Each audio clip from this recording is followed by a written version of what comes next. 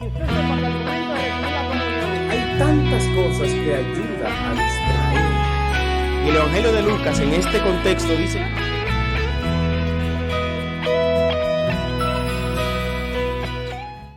el domingo de las alianzas.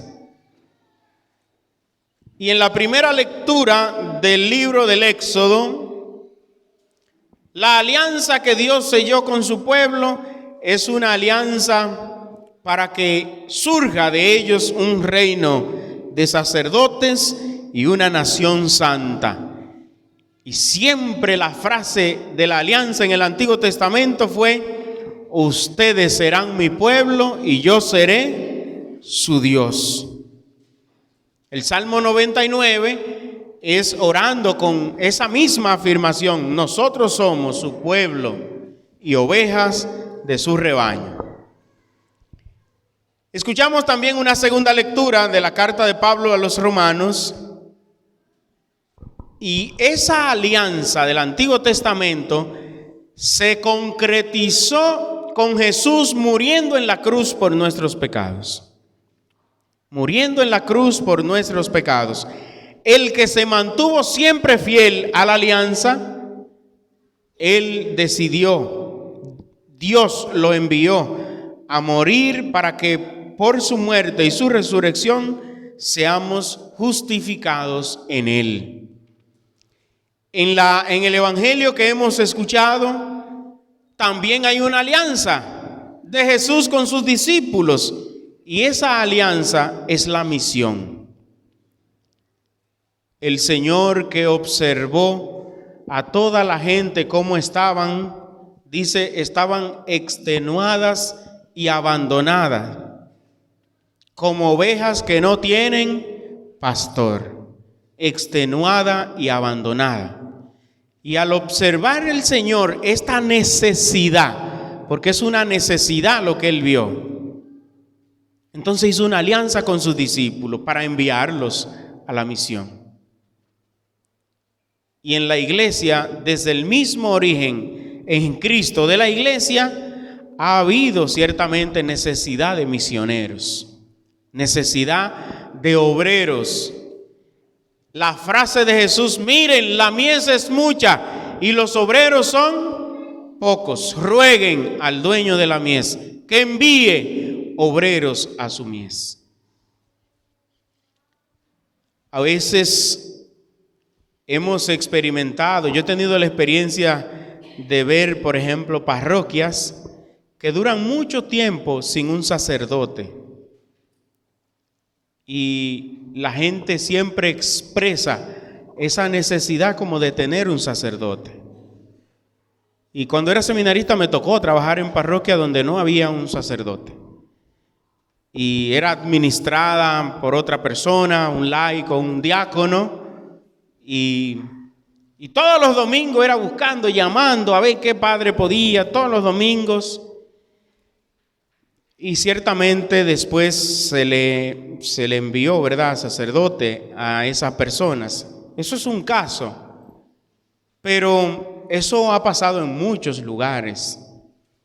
Y el Señor le da la misma lástima, ¿verdad?, que sintió con estas personas, y nos manda a orar para que hayan obreros. Hace algunos años se celebró un sínodo en Sudamérica, el llamado Sínodo de la Amazonía, en la región del Amazonas. Y precisamente porque en esta zona hay miles de kilómetros donde no hay un sacerdote. Miles de kilómetros.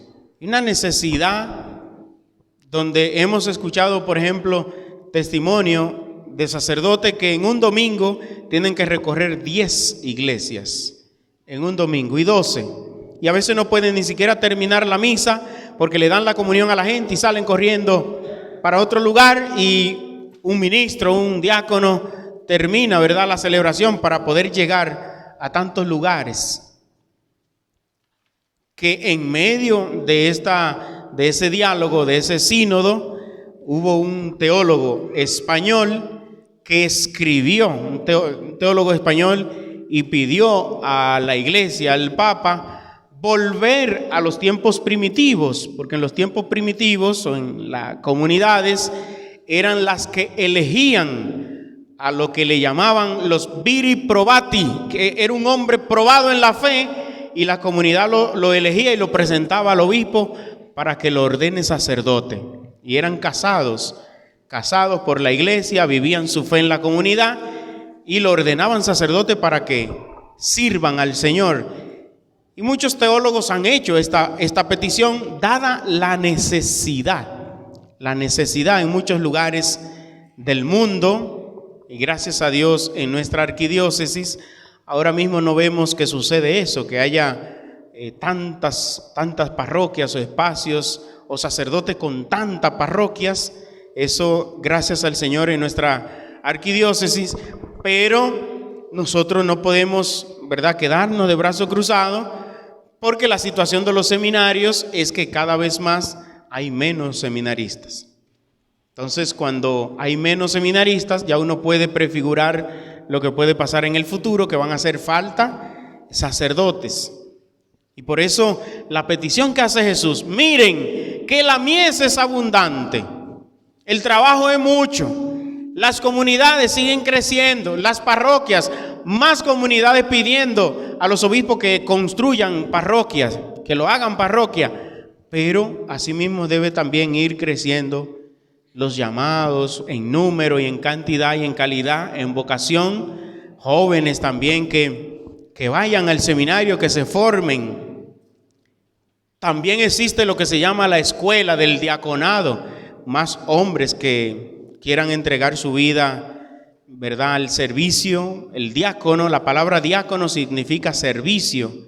De nuestra parroquia tenemos 4 hombres que ya hace un año iniciaron sus estudios, que durarán 4 años formándose para consagrarse diáconos de nuestra parroquia. Y el deseo es ese, que haya más posibilidad de realizar más bautismos en diferentes lugares. El diácono puede bautizar, puede realizar bodas, matrimonios, puede dar bendiciones, bendecir hogares, llevar las bendiciones a la gente que lo pide, llevar la palabra. Entonces, cuando hayan más diáconos, más sacerdotes, la misión se expande mucho más. Y eso fue lo que vio Jesús. Dios, me da lástima con esta gente que están cansada, extenuada, agobiada, abandonadas como ovejas que no tienen pastor. Y llamó a los discípulos por su nombre. Y su misma autoridad se la dio a ellos para que vayan a llevar el mensaje de Dios. Y les dijo: ustedes vayan con esta instrucción, proclamen que el reino de Dios está cerca, curen a los enfermos, resuciten a los muertos, sanen, limpien a los leprosos, arrojen demonios. Esa es la misión de Cristo, es la misión de Jesús. Y un dato muy importante es el método pedagógico del Señor. Estamos aquí en el capítulo 9 del Evangelio de Mateo, y el Señor envió a los discípulos a una misión, si podríamos decir, restringida, corta. Le dijo: no se paren en tierra de paganos, ni se vayan a la ciudad de Samaria. Exclusivamente los mandó a las ovejas descarriadas de Israel. Eso nos llama un poquito la atención. ¿Y por qué el Señor le dijo que solamente vayan a las ovejas descarriadas de Israel? No váyanse a los paganos, a Samaria, no, ninguno de esos lugares. Porque Israel fue el pueblo que pactó con Dios. El antiguo pueblo es Israel, no otro. Pero ahora en el cristianismo nosotros pertenecemos al nuevo pueblo de Dios que surgió desde la resurrección de Jesucristo. Por tanto, después de la resurrección, el Señor los envió de nuevo.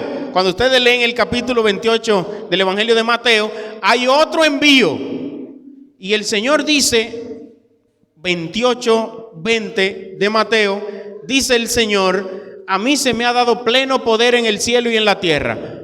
Vayan no a las ovejas descarriadas. Después de la resurrección, ya no los manda al pueblo de Israel. Dice, vayan a todos los pueblos, a todas las naciones, y hagan los discípulos a todos, y bautícenlos en el nombre del Padre, y del Hijo, y del Espíritu Santo.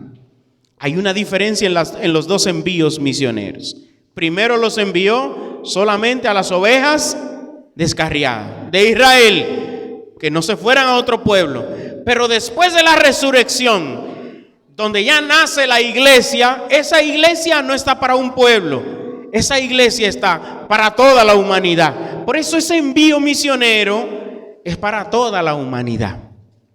Por eso ese para toda la humanidad es lo que se le dice universal. Y luego en el siglo III se buscó una palabra para ese cristianismo, para esa iglesia que es universal, y esa palabra es católico. Ustedes saben lo que significa católico, ¿verdad? ¿Quién sabe lo que significa católico? Si usted le pregunta por ahí, ¿qué significa la palabra católico? Usted de una vez le dice, la palabra católico significa que es una iglesia en el mundo entero, es universal. Que es una iglesia, y esa iglesia está presente en todos los rincones de la tierra. Eso, en otra palabra, le decimos católico. Católico. Hay mucha gente que ha pensado que católico es otra cosa. Y hay mucha gente que yo he escuchado por ahí que le dicen, hermano, usted es cristiano. Dice, ay, no, él no es cristiano porque es lo que es católico. Y eso es un puro disparate. Eso es un tollo. ¿Sí o no? Porque el cristianismo que se extendió para toda la humanidad, eso, en otras palabras, es lo que le decimos católico. Católico, eso es ser católico. Ser de una sola fe, un solo rebaño y un solo pastor. Un solo rebaño y un solo pastor. Pues miren, hoy día el Señor nos llama, para resumir esta reflexión, a dos cosas. El llamado a la santidad, nación santa, pueblo sacerdotal, pueblo santo, y llamada a la misión. Y qué bonito que un grupo de mujeres, de hermanas, hoy hacen un compromiso con Dios, con la iglesia, por medio del movimiento apostólico de Schoenstatt. Y esas hermanas que hoy públicamente aquí van a consagrarse, van a hacer un compromiso de que van a continuar creciendo en esa llamada que Dios les ha hecho. En esa llamada, primero, a ser santa, y ellas van a hacer ese esfuerzo por en cada momento de su vida santificarse, santidad de la vida diaria, pero también es una llamada a ser misioneras.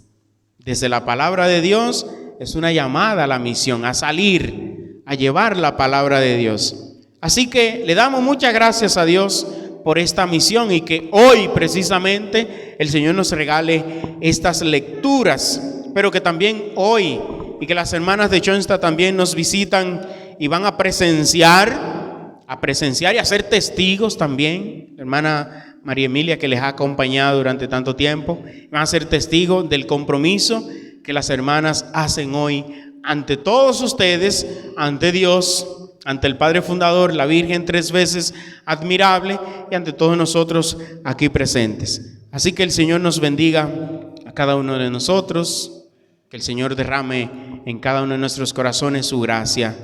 Amén.